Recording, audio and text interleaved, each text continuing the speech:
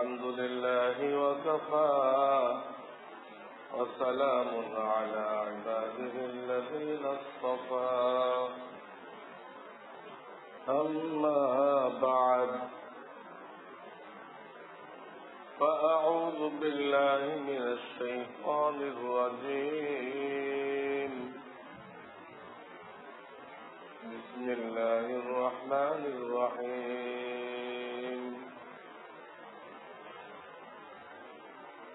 لكي لا تأسوا على ما فاتكم ولا تفرحوا بما آتاكم والله لا يحب كل مختال فخور وقال رسول الله صلى الله عليه وسلم اتق المحارم تكن أعبد الناس أو كما قال رسول الله صلى الله عليه وسلم बुजुर्गान मुहतरम আল্লাহর মেহরবানি ধারাবাহিক আলোচনা চলতেছিল ঈমান আকীদা নিয়ে।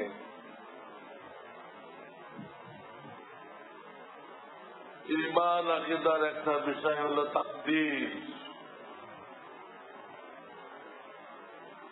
অথবা আর এক শব্দে কাজা কদর, একই জিনিস। কাজা কদর, এই ব্যাপারে আল্লাহর মেহরবানি আমাদের কি বিশ্বাস রাখতে হবে, যা না হলে ঈমান হবে না, এটা আপনাদের খেদমতে আরজ করেছি, পেশ করেছি। আজকে এই তাকদীরের বিষয়ে যে আলোচনা হবে, যেটা আমরা সচরাচর বলা বলি করি,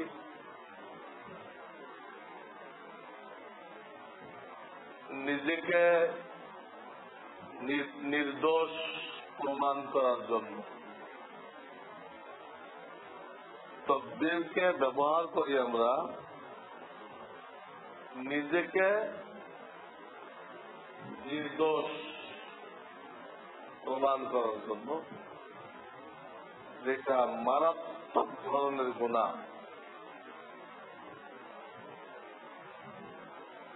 একটা লোক একটা গুনাহ করল, তো গুনাহ লেখা হবে,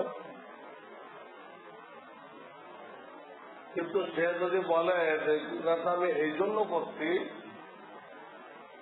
আসলে এটা আমার ব্যাপারে লেখা ছিল, ওই লেখাটা বাস্তবায়ন করার জন্য আমি এই গুনাহটা করছি, এই কথাটা কিন্তু সই, কিন্তু যে বলবে তার গুনাহ ডবল হয়ে যাবে। লেখা ছিল তুমি জানলে কোথেকে জানলে? ওকে জানতে বলা হয়নি, তোমাকে শুধু বিশ্বাস করতে বলা হয়েছে যে এমন একটা জিনিস আল্লাহ রাব্বুল আলামিন লৌহে মাহফুজে লিখে রাখছে। বান্দার দায়িত্ব এখানে শেষ।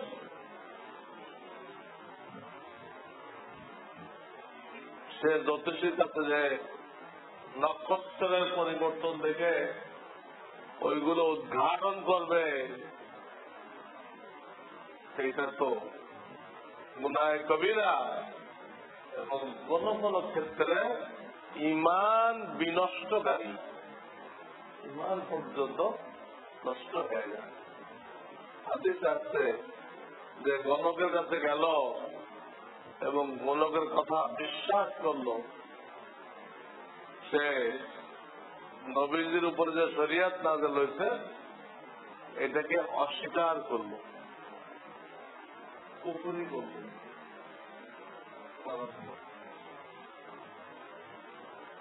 এই জন্য গুনাহ হয়েছে সব, কিন্তু সেটা তকদীর হাওলা দেওয়া এটা জায়েজ নেই। আর একটা গুনাহ, যেমন গুনার সাক্ষী রাখা, এটা গুনাহ। আর একটা উদাহরণ দিচ্ছি। একটা লোক তার দ্বারা গুনাহ হয়ে গেছে, তো সে ওইটা আবার বড়াই করে তার বন্ধু বান্ধবকে বলতেছে সেঞ্চুরি করতে।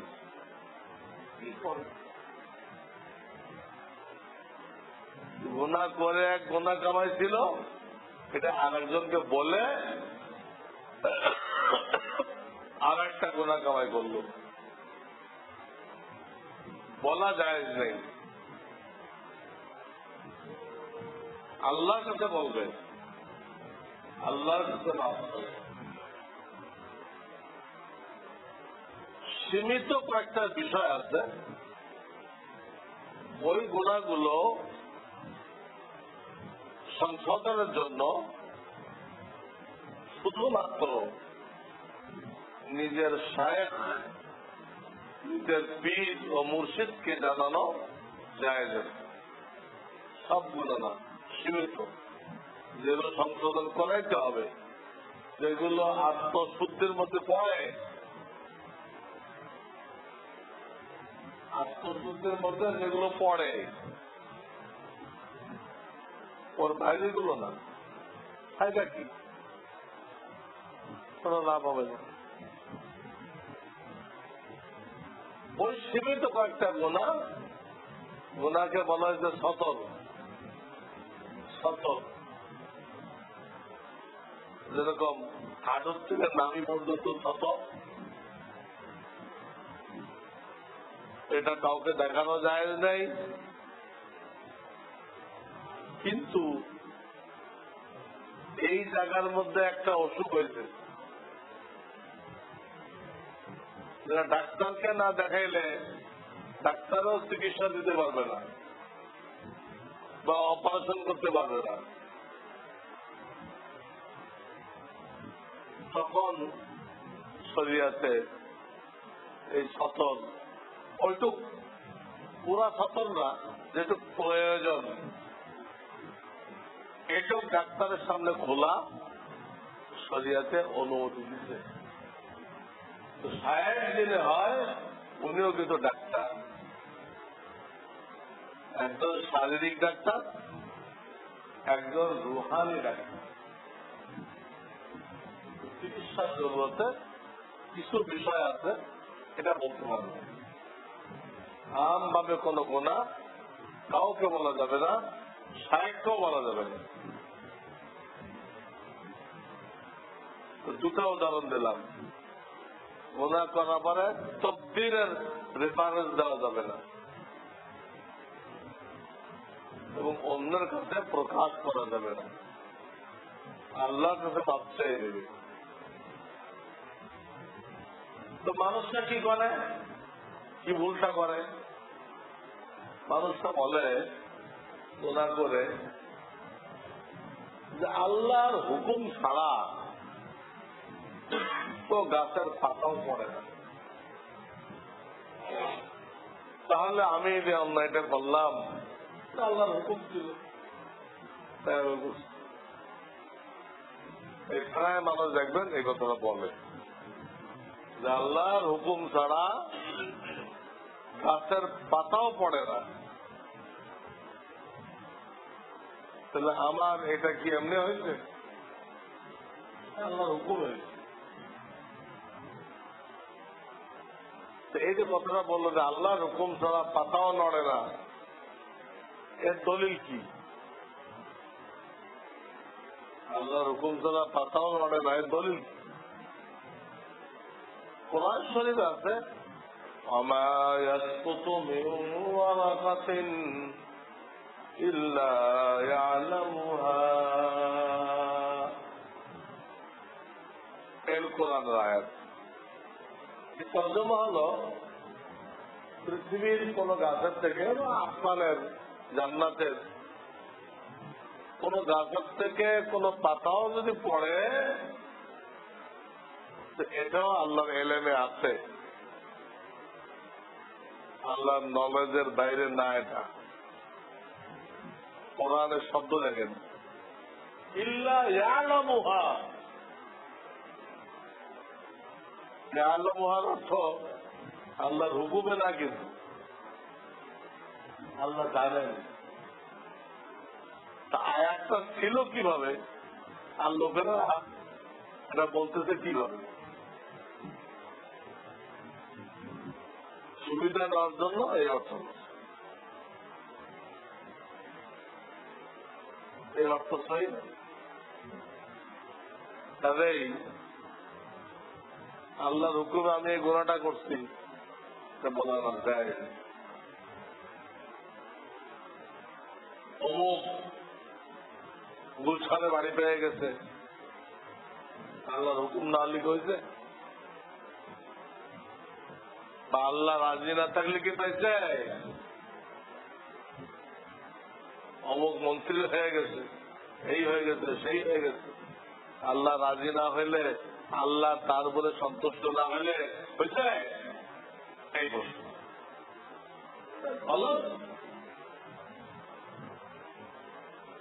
গুলশানে বাড়ি পাওয়া, মন্ত্রিত্ব পাওয়া এর একটাও আল্লাহ সন্তুষ্টির আলামত না। আল্লাহর সন্তুষ্টির আলামত না। আমেরিকার প্রেসিডেন্ট হয়ে যাওয়া আল্লাহর সন্তুষ্টির আলামত না। আল্লাহ সন্তুষ্ট হয়েও দিতে পারে, অসন্তুষ্ট হয়েও দিতে পারে। মনে মনে খুশি হওয়ার কিছু নেই যে আমি প্রধানমন্ত্রী হয়ে গেছি, খাদ্যমন্ত্রী হয়ে গেছি। নিশ্চয় আল্লাহ খুশি আছে, এই খুশি হওয়ার কিছু নেই। হ্যাঁ, যদি দেখা যায় তার এই পোস্ট ব্যবহার করে সে ইসলামের খেদমত করত, আল্লাহর হুকুম বাস্তবায়ন করত, নবীদের তরিকা বাস্তবায়ন করতেছে, তাহলে আপনি মনে করতে পারেন যে আল্লাহ খুশি হয়ে গেছে। ওই পোস্ট আল্লাহ তাকে খুশি হয়ে, আর এইগুলো ধারে কাছেও নেই। যত অন্যায় না যায় এইগুলিতে ডুবা। গাড়ি বাড়ি পাইছে, এখন এদিকে ভাগ্যবান, আল্লাহ তারপরে খুশি মনে করছে। গলত এইসব গাড়ি বাড়ি ফেরাউন পায় নাই, কারুন পায় নাই, নমরুদ পায় নাই, হামান পায় নাই, আবু জাহাল পায় নাই, সবাই পাইছে। তারা কেউ ভাগ্যবান গণ্য হয় নাই। আমরা মনে করি অমুক জন এরা হইতে পারছে, আল্লাহ খুশি। গলত, একদম গলত। হইতে পারাটা আল্লাহর খুশির আলামত না। যদি তার দ্বারা দিন কায়েম হয়, ইসলাম কায়েম হয়, তাহলে ঠিক আছে, আল্লাহ খুশি হয়ে গেছে। দিন কায়েম না হয়, গুনাহ হয়, আল্লাহ নারাজ হয়ে দিতে, তাকে কঠিন শাস্তি দেওয়ার জন্য কঠিন শাস্তি দিতে হবে, তাকে কঠিন শাস্তির যোগ্য বানাইতে হবে। আন্দাজে তো কঠিন শাস্তি আল্লাহ দেবে না, আগে ওকে শাস্তির যোগ্য বানাই নেবে, ওই ধরনের কাজ ওকে দিয়ে করাই নেবে। এবার যা তোর শাস্তি তুই ভোগ কর।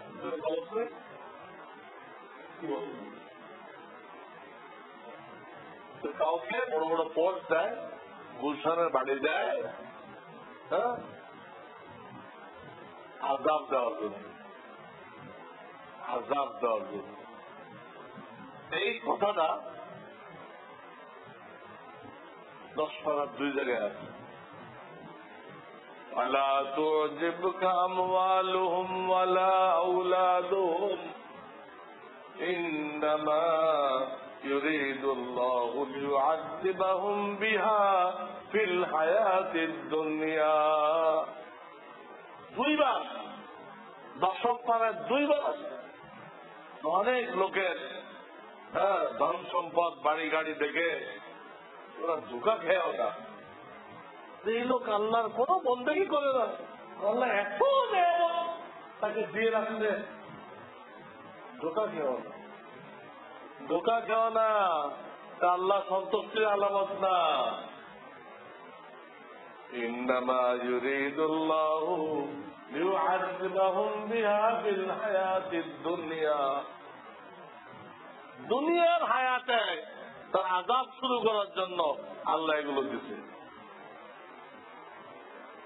দেখতেছো ঢাকা শহরে 100 বিঘা জমি আছে, তুমি জানো 100 বিঘা জমি হাসিল করতে যায় কয়টা কেস হয়েছে? দিল্লি তাকে কোর্টে হাজিরা দিতে হয়েছে। কি কামিয়াবি হলো? 100 বিঘা সম্পত্তি আছে, এর মধ্যে কি কামিয়াবি হলো তার সব দিন কোর্টে হাজিরা দিতে হয়?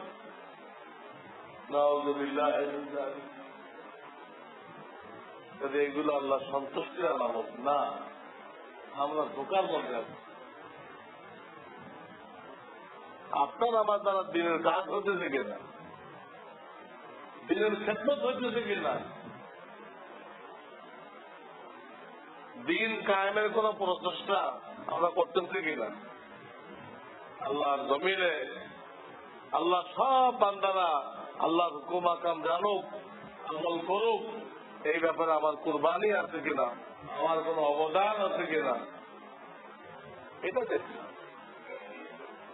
এইটাতে গরিব মানুষ যদি করে তা আল্লাহ তারপর খুশি। যদি বিল্ডিং নেই, তার কাছে বিল্ডিং নেই, গাড়ি বাড়ি নেই, ব্যাংক ব্যালেন্স নেই, এই একটা কথা হলো অনেকে অন্যায় করে বলে আল্লাহর হুকুমে হয়েছে, আমি মন্ত্রী হয়েছি আল্লাহর হুকুমে, হুকুমে না, আল্লাহর ফায়সালা লেখা আছে।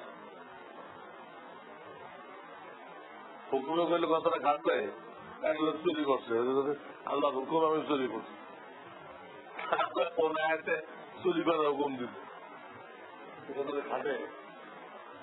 খুন খারাপি করছে তা আল্লাহর হুকুমে করছে। আল্লাহ কাউকে খুন খারাপি করতে বলবে, নিষেধ করবে?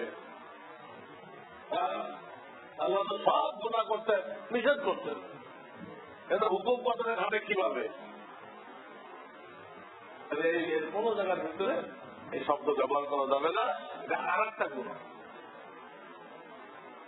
এবং কাউকে দুনিয়াবি সম্পদ দেখলে আল্লাহর হুকুম এসে পাইছে, আল্লাহ তারপর রাজি খুশি আছে, এরকম মনে করা যাবে না। কাউকে আল্লাহ সন্তুষ্ট হয়ে দেন, কাউকে আল্লাহ অসন্তুষ্ট হয়ে দেন। বড় বড় পোস্ট দেন কিন্তু ভীষণ অসন্তুষ্ট হয়ে দেন। বিয়ের পরে এমন পাকড়াও করেন আল্লাহু আকবার, কয়েক গোষ্ঠী পর্যন্ত ভালো হয়ে গেছে, তাদের নাম নিশা নেয়। কি খুশি হয়ে দিল? এটা খুশি হয়ে দিল যে ফেরাউনকে যেভাবে পাকড়াও করছিল এইরকম পাকড়াও করব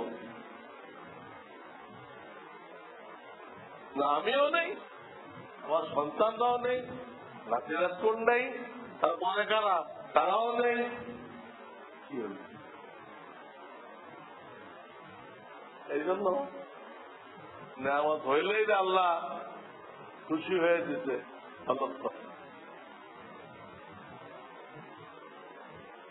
কাজে আমরা এর থেকে পরহেজ করি, যেটা আল্লাহ হুকুমে করছি।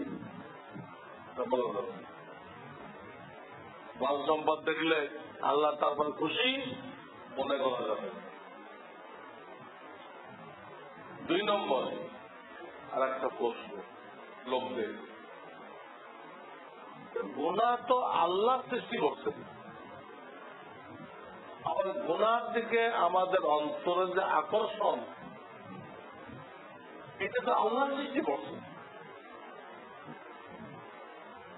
তাহলে আমাদের দোষী, আমাদেরকে দোষী বলা হচ্ছে যে কেন? গুনাহ আল্লাহ সৃষ্টি করলো, ওইদিকে আকর্ষণ মজা আল্লাহ আমাদের দিলে পয়দা করলো, আমরা করছি। এখানে এক ভণ্ড পীর আছে, সে একটা পত্রিকা বের করে, কি আত্মার বাণী, সেও লিখছে তার পত্রিকায় যে গুনার ধরুন আল্লাহ মানুষকে কোনো শাস্তি দেবে না, কারণ মানুষ গুনাহ করে না, শয়তানে মানুষকে দিয়ে করায়, এই জন্য সব গুনাহ শয়তানে হবে, তোমাদের কোন দায় দায়িত্ব নেই।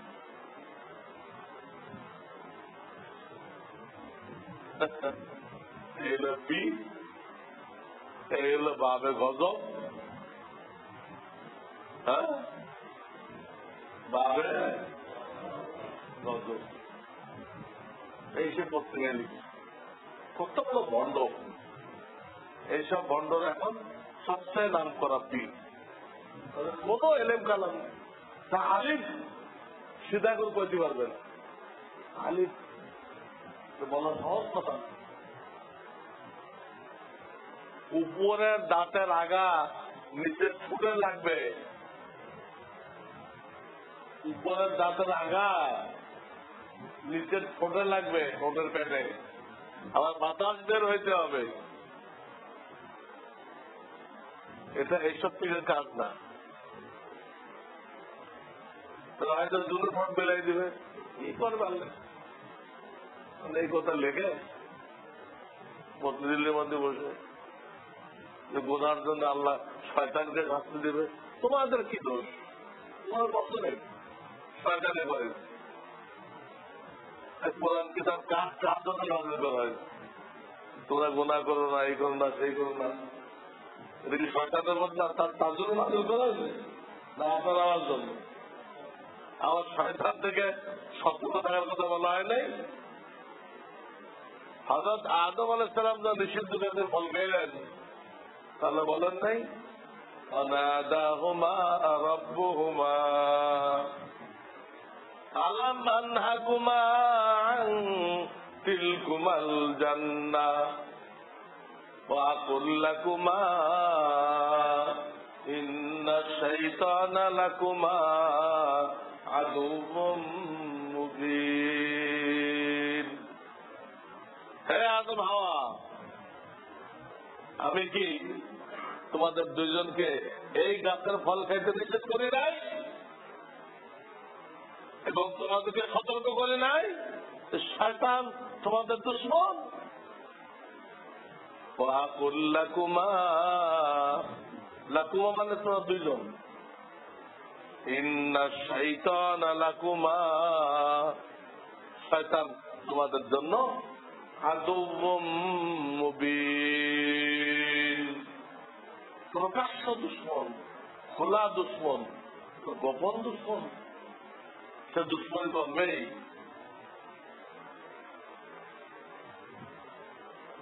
অন্য আয়াত আছে, ইয়া বনি আদম লা ইয়াফতিনান্নাকুমুশ শাইতান কামা আখরাজা আবাওয়াইকুম মিনাল জান্নাহ। হে আদমের আওলাদ, শয়তান যেন তোমাদেরকে ধোঁকায় না ফেলে, যেমন নাকি তোমার আব্বা আম্মাকে শয়তানে জান্নাত থেকে বের করে ছাড়ছিল। কামা আখরাজা আবাওয়াইকুম মিনাল জান্নাহ। আখরাজা মানে কি? বের করে দিয়েছিল। আবাওয়াইকুমা, আবাওয়াইকুম তোমাদের আব্বা আম্মাকে বেড়েছে সব আল্লাহ বলে দিচ্ছে। এবার মানুষকে নির্দোষ বলা কখনো গুমরাহ।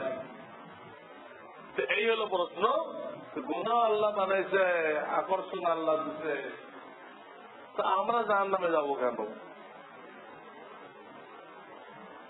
এটার জবাব এই,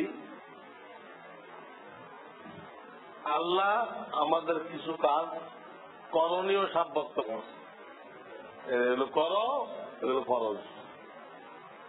নামাজ পড়ো, রোজা রাখো, হালাল খাও, বাপ মার খেদমত করো, ফরজ। আর কিছু কাজ হারাম করেছে।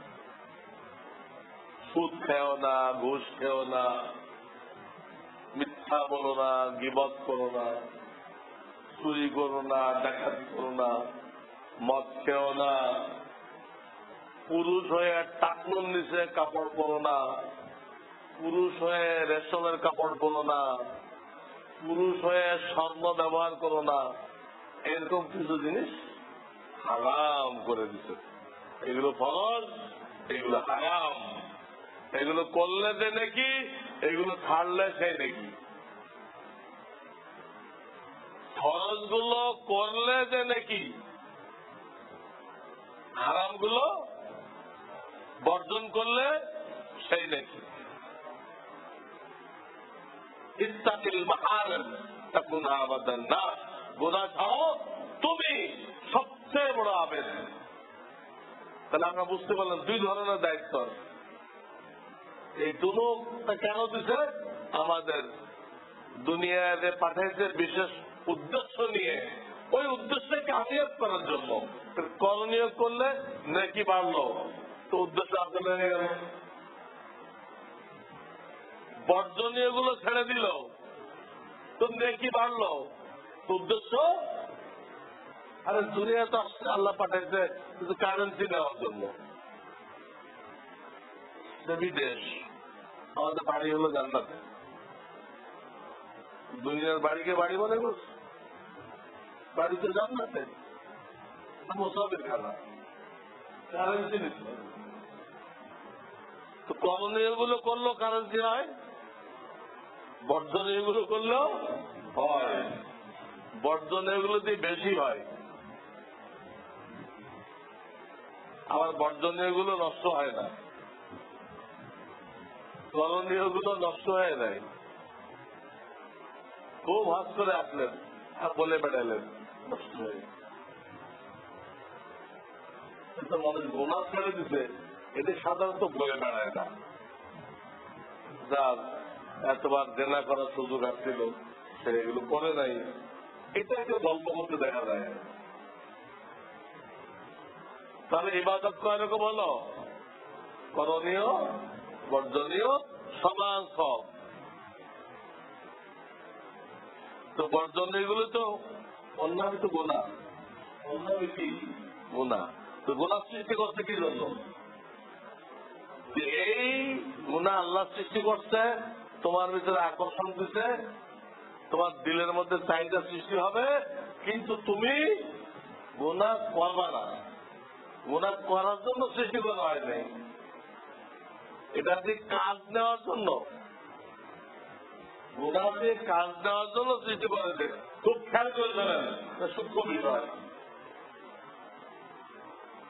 গুনাহ সৃষ্টি করা হয়েছে এটা দিয়ে কাজ নেওয়ার জন্য। কি কাজ নেবে? ওইদিকে আকর্ষণ হবে, আপনি গুনাহ করবেন না, এগুলো কাজ নেওয়া।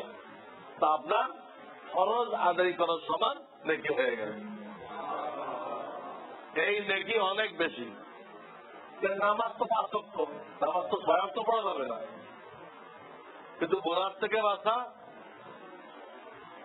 একদিনে কি দু চারটা মহিলা সামনে পড়ে? কত মহিলা সামনে পড়ে? আমি সব মহিলা থেকে নজর বাঁচাই দিতে 50টা মহিলা সামনে পড়ছে একদিনে, 50 বার নজর নিচা করতে, 50টা খরচ আদায় করার হবে। আরো গুনাহ হইতে পারে। ঘুষ নিয়ে আসছে, নেন নাই আপনি ঘুষ। কত গুনাহ সুযোগ আমাদের জীবনে আছে, আমরা অনেকেই আল্লাহর ভয় করি না। ওইটা হলো গুনাহ সৃষ্টি করার মূল উদ্দেশ্য। এটা থাকবে, তোমার দিলে চাহিদা হবে, কিন্তু তুমি পারবা না, তোমার আখিরাতের পাথেও হয়ে গেল। আমার কথাটা বুঝছেন? গুনাহটা কাজের সৃষ্টি করছে, আমরা সেই কাজ না করে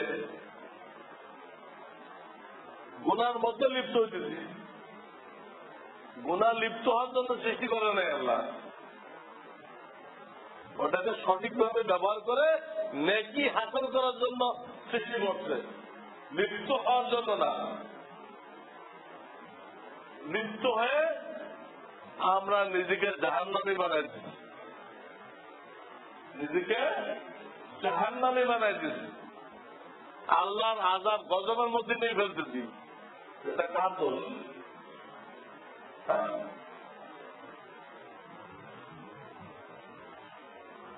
আল্লাহকে গুনাহ করতে বাধ্য করতে আমাদেরকে? শয়তানকে বাধ্য করতে? 14 পারা এক আয়াত আছে, 14 পারার মধ্যে সব জাহান্নামীরা জাহান্নামে যাওয়ার পরে ইবলিস একটা ভাষণ দেবে। কি দিবে? ভাষণ জাহান্নামের মধ্যে। فقال الشيطان لما قضي الامر, সব ফয়সালা হওয়ার পরে শয়তান ভাষণ দেবে।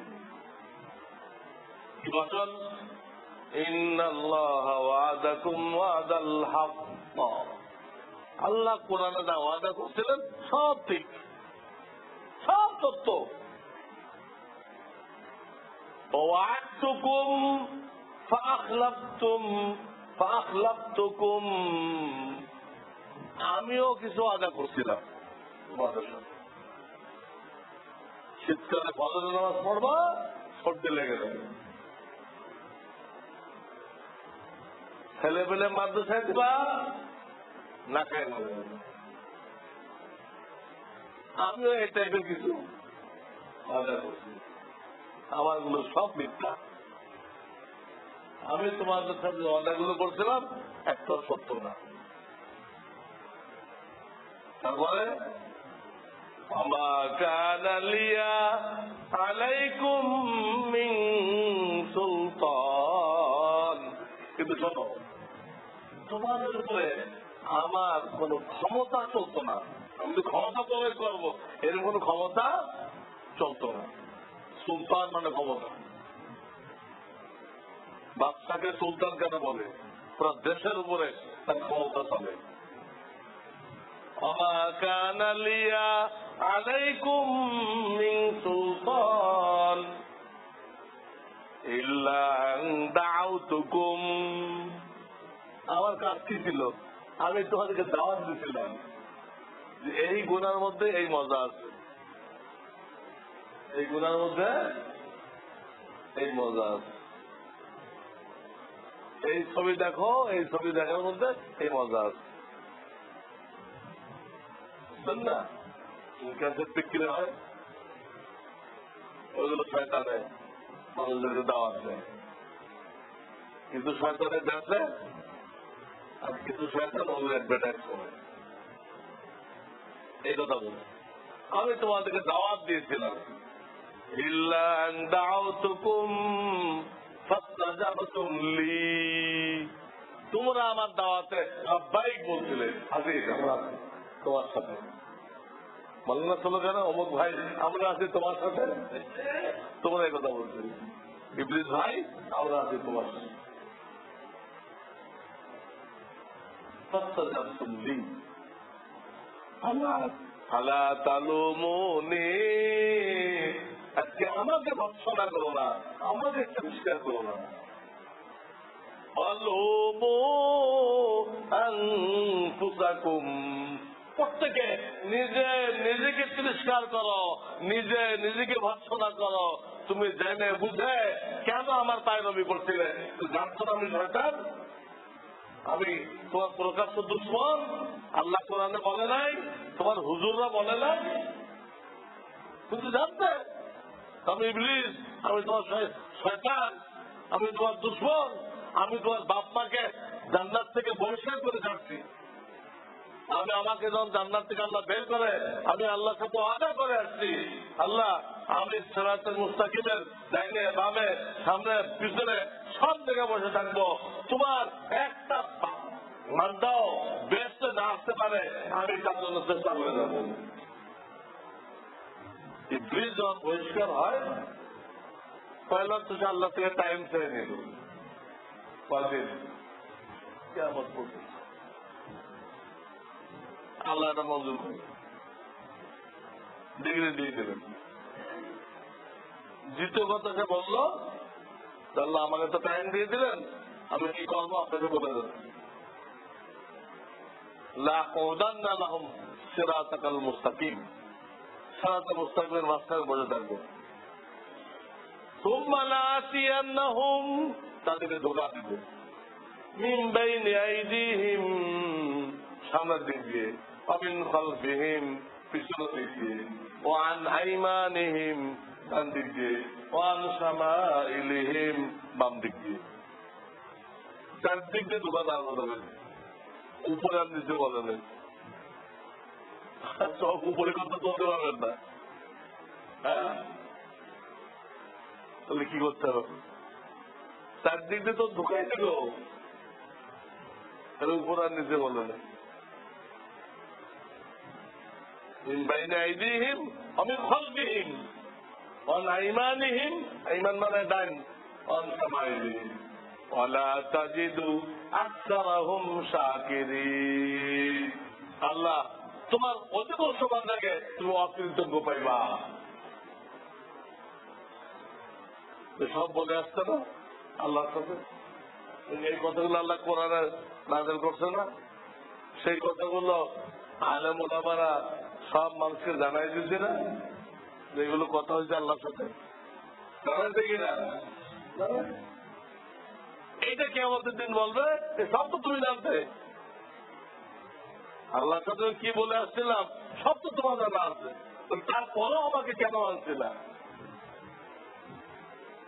আমাকে দোষারোপ না করে তুমি কি করো, নিজেকে দোষারোপ করো, তুমি দোষী। দুশ্মনের কথাটা শোনে, দুশ্মনের কথা কেউ শোনে? দুনিয়াতে আপনি যাকে দুশ্মন মনে করেন সেটা বুদ্ধি দিলে আপনি মানবেন?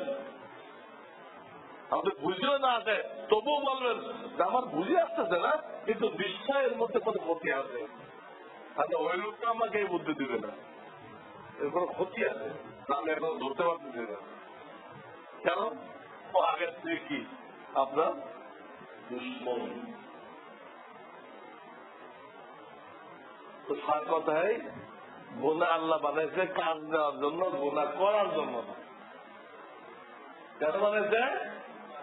কাজ নেওয়ার জন্য, করার জন্য না। ভুলটা এখানে আমাদের। ছোট্ট উদাহরণ দেই, তলোয়ার বানাইছে কি জন্য? আগের যুগে যদি দুশ্মনরা হামলা করে তোমরা এটা দিয়ে দুশ্মনের সাথে মোকাবেলা করবে, তোরা ভালো দিতে বানাইছে না? তলোয়ার বানানোওয়ালা কোনো অন্যায় করছে না? হলে আপনি দুশ্মনের সাথে মোকাবেলা করবেন কি দিয়ে? আপনি এই তলোয়ার নিয়ে আপনার বাপের কান্দে মারলেন, ভাইয়ের কান্দে মারলেন, গর্দান উড়াই দিলেন, তো এটা তলোয়ার বানানোওয়ালার দোষ না আপনার দোষ? সে তো বানাইছিল, এটা যে কাজ নিতে হবে বিপদের সময়, আপনি কাজ না নিয়ে অকাজ করছেন। গুনাহ আল্লাহ বানাইছিল, বান্দা এই গুনাহ দিয়ে কাজ নিবে। হাদিসের মধ্যে আছে হারাম ছেড়ে দাও তুমি সবচেয়ে বড় আবেদ, এত নেকি তোমার হবে তুমি সবচেয়ে বড় আবেদ। কাজ নেওয়ার জন্য গুনাহ বানাইছে, আর আমরা গুনাহ করতে শুরু করি। এই দ্বিতীয় প্রশ্ন ছিল যে আল্লাহ গুনাহ বানাইছে কেন? বানাইছে আমাদেরকে বিপদে ফেলছে, বিপদে ফেলে নাই, আপনার তাকওয়া বাড়ানোর জন্য, আপনার নেকি বাড়ানোর জন্য আল্লাহ গুনাহ বানাইছে। আপনি না বুঝে ওটাকে গলত ভাবে ব্যবহার করছেন, করে নিজেকে জাহান্নামের উপযুক্ত করেন। এই ব্যাপারে সর্বশেষ মশলা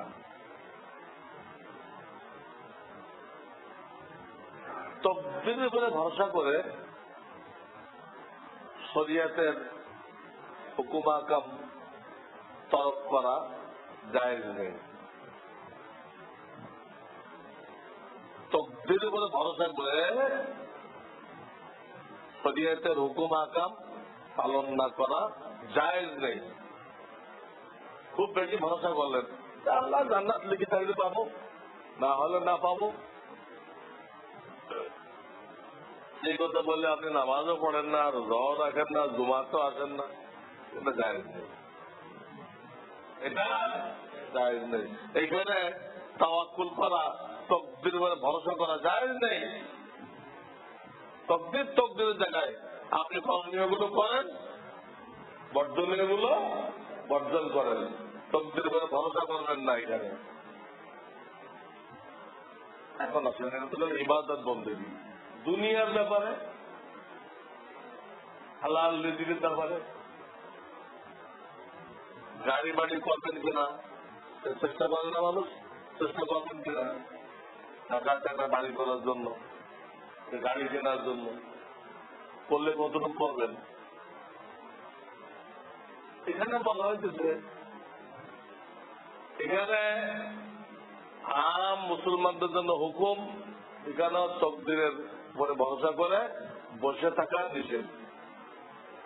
তার চেষ্টা তকদির হালাল ভাবে সে করে যাবে, হালাল ভাবে করে যাবে। এটা আল্লাহ তাকে গাড়ি বাড়ির তৌফিক দেয় তো বানাবে, কিন্তু হালালের উপর থাকে যদি না হয় তো সে হালালের দিকে যাবে না। দেখলো যে হালাল পথে থেকে বিল্ডিং হবে না, তো ঠিক আছে, আমার বিল্ডিং দরকার নেই, গাড়ি কেনা হবে না, ঠিক আছে, আমার গাড়ি দরকার নেই। হালালের উপর থেকে ইবাদত বন্দেগী ঠিক রেখে পেরেশান না হয়ে যদি আল্লাহ আপনার গাড়ি বাড়ি করার সুযোগ দেয় করেন। হালালের উপর থেকে নামাজ ঠিক রেখে অতিরিক্ত পেরেশান না হয়ে বেশি পেরেশান হওয়া যাবে, রাত্রে ঘুমে নষ্ট হয়ে গেল, কিন্তু করা যায় তো করে। এইখানে তাওয়াক্কুল নিষেধ, আমি চেষ্টাই করবো না, আল্লাহ খাওয়াইলে খাইব। আম ভাবে তাওয়াক্কুল নিষেধ, তকদির উপর ভরসা করা নিষেধ, চেষ্টা করতে হবে। হালাল রিজিক তালাশ করা আল্লাহ ফরজ ঘোষণা করছে। তবে আল্লাহ যদি কাউকে পরিপূর্ণ সবর এবং তাওয়াক্কুল দিয়ে থাকে, শুধু তাকে না, তার পরিবারের সদস্যদের মধ্যে দিয়ে থাকে। না খেয়ে থাকলে খ্রিস্টান এনজিওদের কাছে লোন আনতে যাবে না, কষ্ট করবে, খ্রিস্টানদের ওখানে যাবে না, 24 ঘন্টা দরজা খোলা রাখে আমাদেরকে লোন দেওয়ার জন্য, লোন দিয়ে খ্রিস্টান বানাইব। 24 ঘন্টা লোনের দরজা খোলা মানে খ্রিস্টান হওয়ার দরজা খোলা। আমরা বলছি যে লোনের দরজা খোলা, ওটা লোন না, বেঈমান হওয়ার দরজা খোলা। তো কেউ যদি এইরকম সবরওয়ালা হয়, 16 আনা পরিবারের সদস্য, এইরকম খাস খাস ব্যক্তির জন্য দুনিয়ার ব্যাপারে চেষ্টা তদবির না করা জায়েজ আছে। সাধারণ কথা না, খাস খাস 2-4 জনের জন্য জায়েজ আছে। সে সারা দিন দিনের কাজ করবে, দিনের দাওয়াত দিবে, দিনের তারিফ করবে, 24 ঘন্টা এই নিয়ে আসে। সে কোনো দোকানদারিতে নেই, কোন চাকরিতে নেই, কোন কিছুতে নেই, আল্লাহ তাকে রিজিক পৌঁছে দিচ্ছে। খাস খাস কিছু লোকের জন্য এটার অনুমতি আছে। আম ভাবে দায়িত্ব হলো চেষ্টা তদবির করতে হবে। দিনের ব্যাপারে তো তকদিরের ভরসা করা যায় নেই, দিনের কাজের ব্যাপারে আর দুনিয়ার ব্যাপারে ওই রকম তাওয়াক্কুল আল্লাহর জন্য জায়েজ আছে, আর সাধারণ ভাবে তাওয়াক্কুল করা জায়েজ নেই।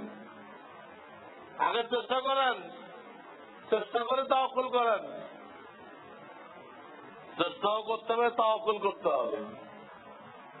ঘরের দরজা বন্ধ করতে হবে, তাওয়াক্কুলও করতে হবে। বুঝেন নাই? দরজা বন্ধ করলাম, আবার কি তাওয়াক্কুল? ঘরের দরজা বন্ধ করে এই তাওয়াক্কুল করতে, আল্লাহ আমি তো বন্ধ করলাম, আর তুমি ইবাদত করলে হবে। আর যে তোমরা গ্রিল কেটে ঢোকে, তার তো আমার কিছু হবে, আমার তো যদি হেফাজত না করো, আমার এই দরজা বন্ধ করা দিয়ে কিছু হবে। তাহলে কি বন্ধ করে তো তাওয়াক্কুল করা যায়? আপনি ব্যবসা করতেছেন, আল্লাহ আমার তাওয়াক্কুল, আল্লাহ আমি ব্যবসা করতেছি, এটা লাভ হবে কিনা এটা আমার হাতে না, তাহলে তোমার হাতে। তুমি যদি লাভবান করো, হালাল রিজিক দাও, আমি পাবো। বুঝতেছেন তো?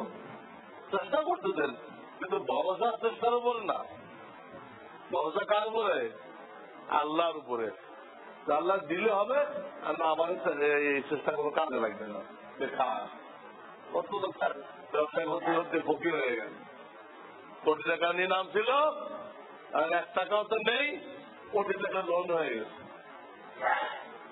কোটি টাকা নিয়ে নাম ছিল, লাভ তো কিছুই হয় নাই, ক্ষতি হয়েছে। কোটি টাকা তার দায়িত্ব আছে, যদি কোনো কারণে আল্লাহ লাভ না দেয়, এর মধ্যে কোনো একমত আছে? একটা বক্তব্য বলছিলাম, দিনের কাজের ব্যাপারে তকদির উপরে ভরসা করা যাবে না, দুনিয়ার ব্যাপারেও যাবে না, খাস খাস ব্যক্তির জন্য ভিন্ন।